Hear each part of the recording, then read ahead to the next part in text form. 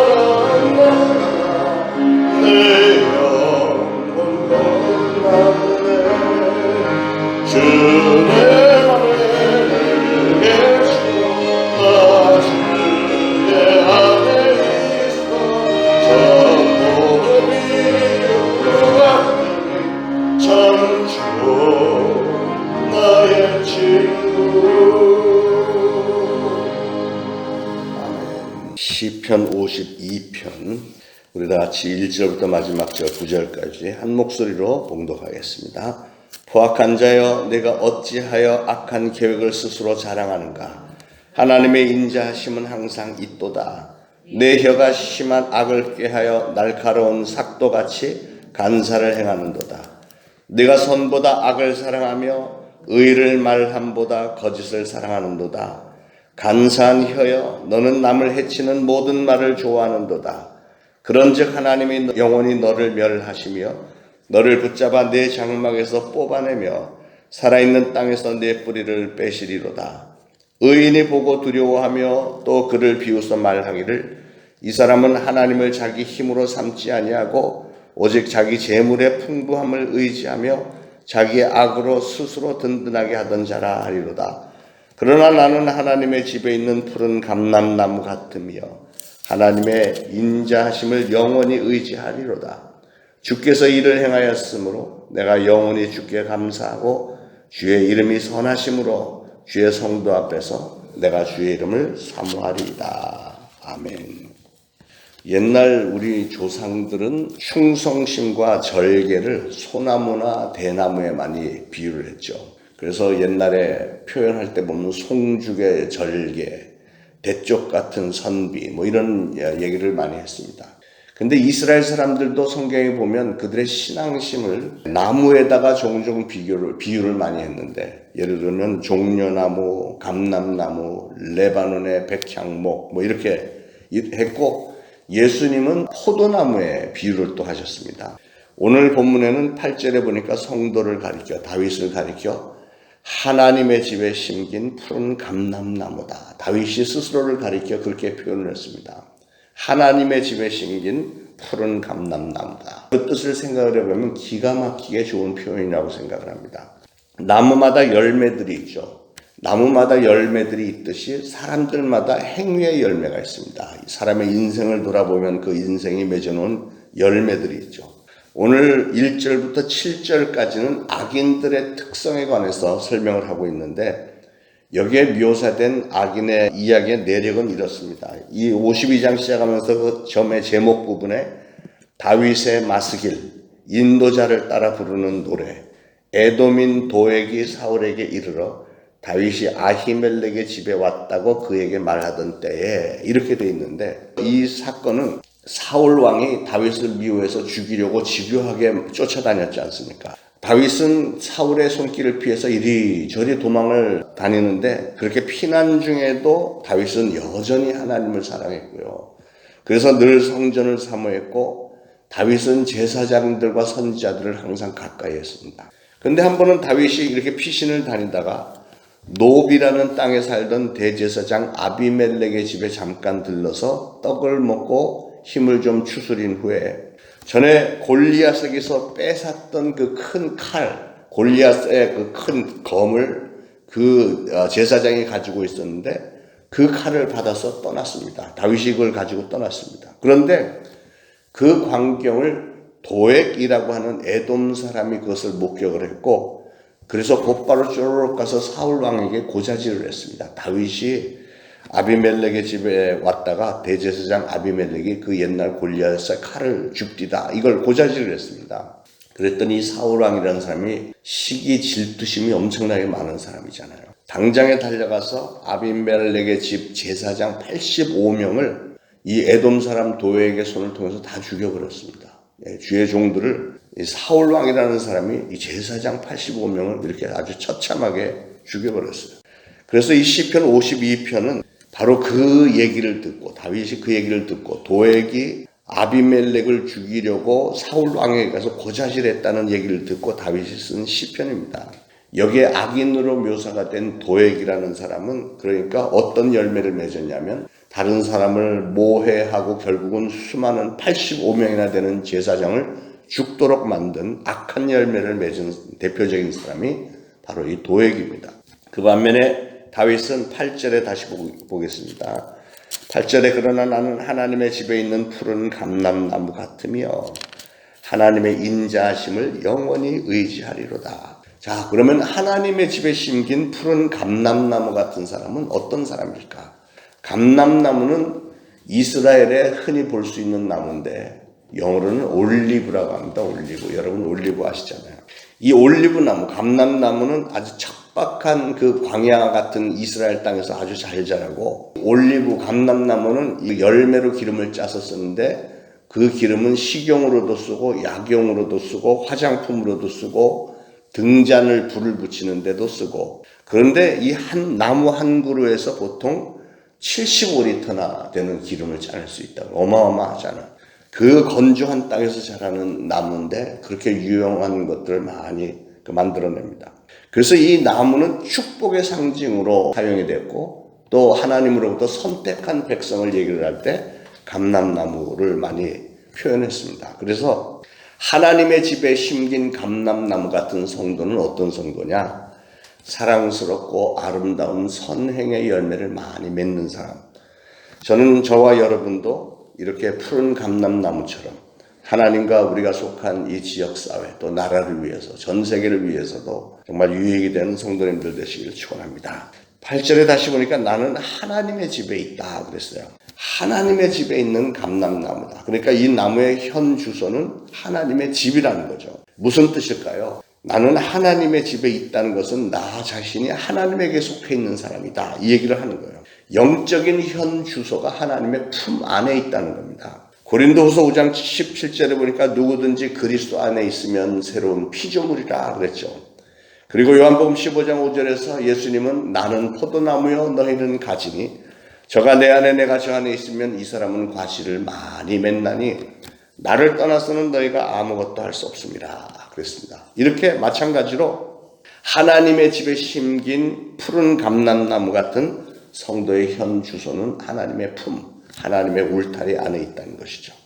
그러면 악인의 현 주소는 어딘가? 성경에 찾아보니까 창세기 4장 12절에 동생을 죽였던 가인에 대해서 가인은 평생 유리하는 자가 되리라. 그러니까 가인은 악한 자의 대명사, 가장 첫 번째 살인을 저질렀던 가인은 정한 주소가 없이 유리하는 자가 된대요. 세상에서. 유다서 1장 12, 13절에도 이단을 따라다니면서 불의를 쫓아가는 사람들을 가리켜 바람에 불려가는 물 없는 뜬구름이요 뽑힌 가을나무요 영원히 캄캄한 흑암에 돌아갈 유리하는 별들이라고 했습니다.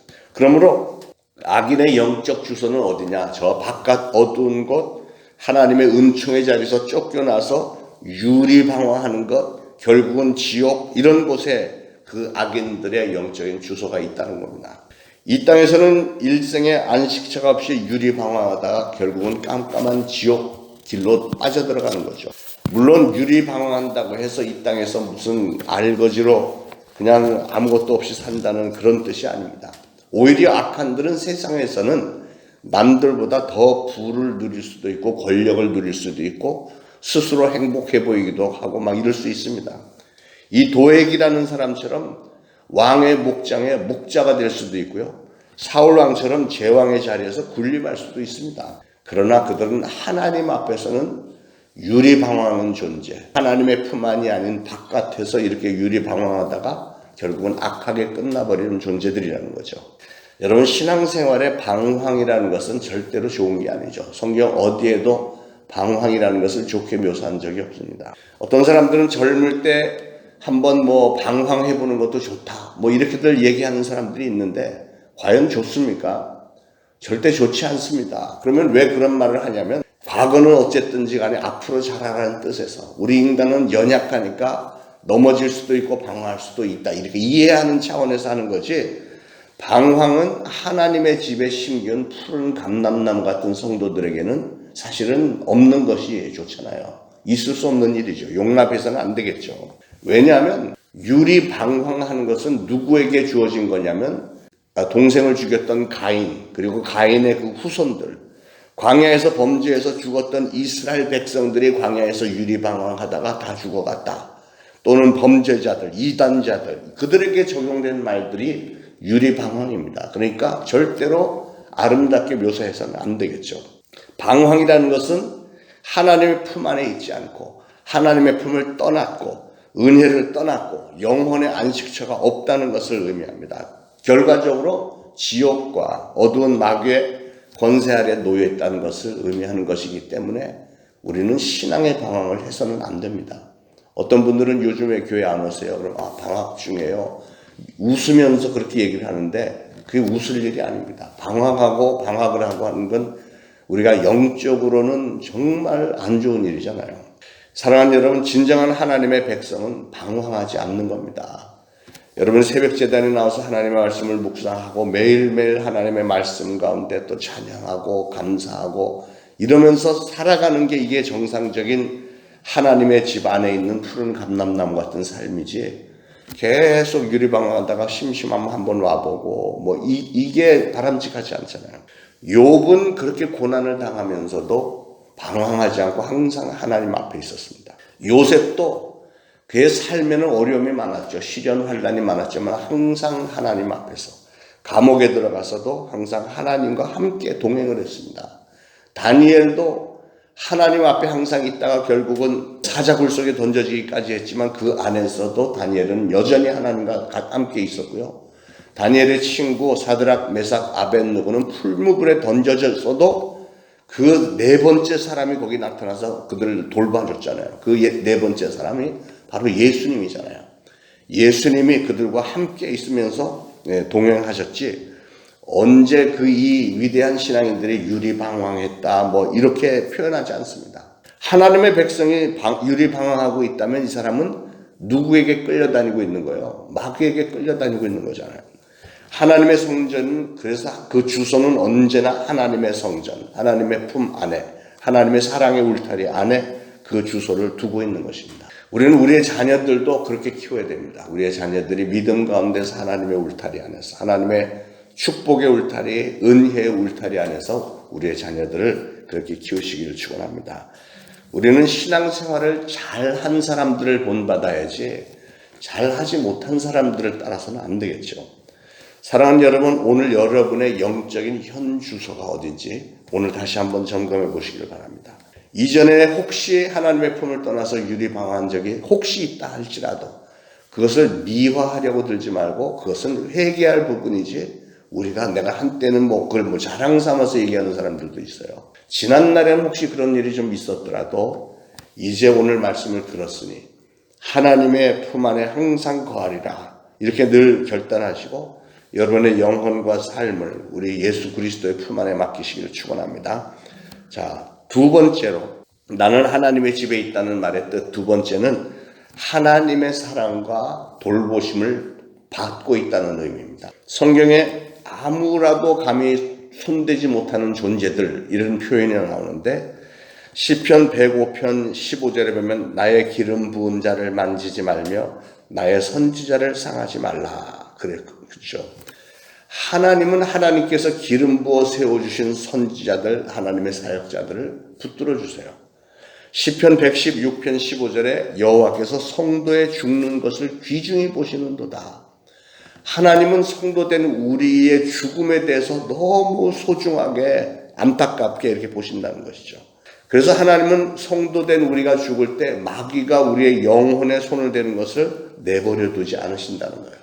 성도의 영혼을 귀하게 보시고 천사들을 보내서 그의 영혼들을 데려가시는데 요한복음 6장 39절에 보면 하나님의 택하신 자녀들을 단 하나라도 잃어버리는 일이 없을 것이다, 이렇게까지 못을 박았습니다. 자, 사울 왕이 다윗을 죽이려고 했지만 결과는 어떻게 됐죠? 사울이 권력을 가지고 있었고 다윗은 늘 도망다니는 사람이었으나 세월이 조금 지나고 나니까 결국은 사울이 처참하게 죽고 맙니다. 권력의 아첨에서 혀로 악을 행했던 이 도액이라고 하는 사람도 사울이 이렇게 사라지고 나니까 자신도 사라질 수밖에 없고, 모든 성경을 읽는 사람들은 성경 가운데서 이 도액이라는 사람에 대해서 정말 악한 사람이다, 하나님의 제사장을 85명이나 죽인 악한 사람이다, 이렇게 낙인이 찍혀버린 어리석은 사람이 되고 말았죠. 여러분, 악인들이 때때로 권세도 가졌고 물질도 많이 가졌고 이렇기 때문에 힘이 있는 것처럼 보일지는 모르겠으나 악인은 결국은 영원히 멸망당하는 존재들입니다. 그러나 의인이 가는 길은 일시적으로는 좀 고난의 길인 것처럼 보일 때도 있지만 결국은 푸른 감람나무같이 무성하게 해주신다고 약속을 하셨습니다. 다윗이 처음에는 약하게 보였지만 결국 하나님은 다윗을 진정 푸른 감람나무같이 정말 하나님이 그를 축복하시니까 그가 왕이 되었고, 이 전무후무한 다윗 때처럼 그 나라가 강성했던 적이 없잖아요. 그렇게 축복을 하셨던 것처럼 우리 초대신앙교회가 간절히 소원하기는 이 시대의 감람나무 같은 교회가 되기를 원하고, 우리 초대신앙교회에 속한 여러분 가정들, 여러분 한 분 한 분이, 그리고 여러분의 생업들이 이 푸른 감람나무처럼 무성하고 윤택하고 아름다운 열매가 많이 맺어지기를 예수 그리스도로 축원합니다. 기도하겠습니다. 하나님, 오늘도 주신 말씀 참으로 감사드립니다. 저희들 한 사람 한 사람은 하나님의 집에 있는 푸른 감람나무처럼 마치 다윗이 그랬듯이 정말 하나님이 보시기에 흐뭇해 하실 만하고 아름다운 신앙의 열매를 많이 맺고, 또 악한 마귀 더러운 영들의 그 어떠한 공격에도 쓰러지지 않고 항상 신앙으로 이겨내는 그런 성도들이 다 되어지기를 소원합니다. 오늘 말씀을 들었으니 하나님께서 이 말씀에 근거한 축복을 우리 사랑하는 성도들에게도 주실 줄로 믿습니다. 한 사람 한 사람 마음에 나도 다윗처럼 푸른 감람나무같이 하나님의 집에 거하는 자가 되리라. 다시 한번 신앙의 결단을 하며 하나님의 축복을 받기에 합당한 성도들 되게 하시고, 또 감람나무가 많은 열매를 맺고 많이 유용하게 쓰임을 받는 것처럼 저희들도 많은 열매를 맺고 하나님으로 또 유용하게 쓰임을 받는 성도들이 다 되시기를 소원하며, 그러기에 또 우리 각 가정들마다 우리 자자손손대대로 하나님의 집에 있는 푸른 감람나무들처럼 다 될 수 있도록 성령님께서 눈동자같이 지키시고 하나님의 손길이 우리 각 가정들 위에 강력하게 임하며 선한 길로, 축복된 길로 저희를 인도하실 줄로 믿고 감사드리며 예수 그리스도 이름으로 기도합니다. 아멘.